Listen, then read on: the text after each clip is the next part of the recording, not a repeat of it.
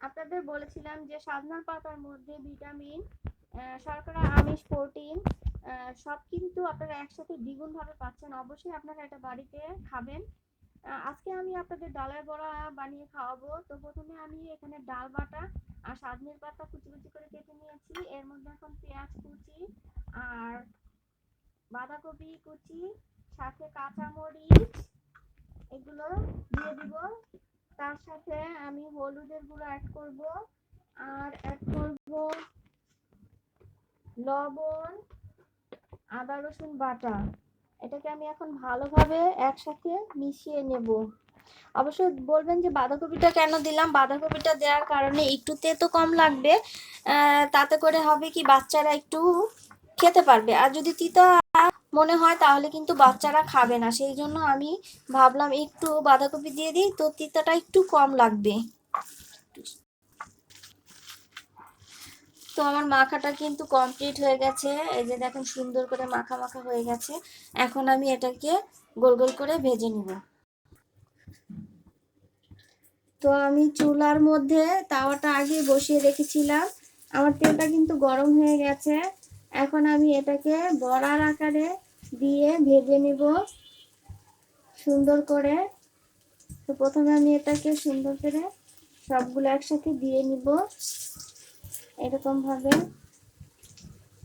অবশ্য আপনারা বাড়িতে কিন্তু এটা খাবেন, এটা আপনাদের শরীরের জন্য অনেকটাই উপকার আসবে। এখানে সব ধরনের রোগের জন্য এটা একটা ওষুধ হিসেবেও আপনারা খেতে পারেন। তবে আপনারা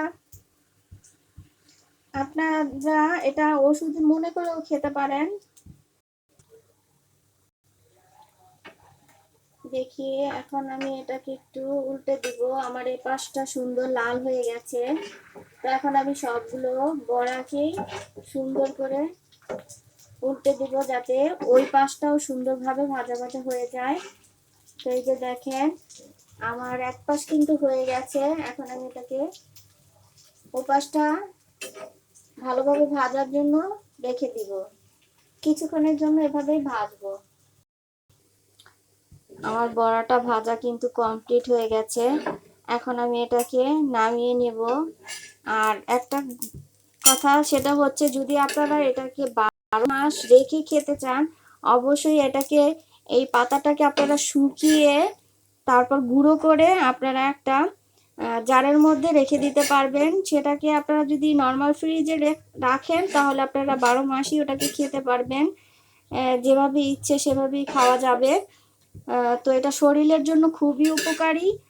সেই জন্য বলবো অবশ্যই আপনারা সবাই এটা খাবেন আর সুস্থ থাকবেন। দেখেন আমার এটা কমপ্লিট হয়ে গেছে। অবশ্যই আপনারা কমেন্ট করে জানাবেন আমার এই বড়াটা কেমন হয়েছে। সবাইকে অনেক অনেক ধন্যবাদ পাশে থাকার জন্য।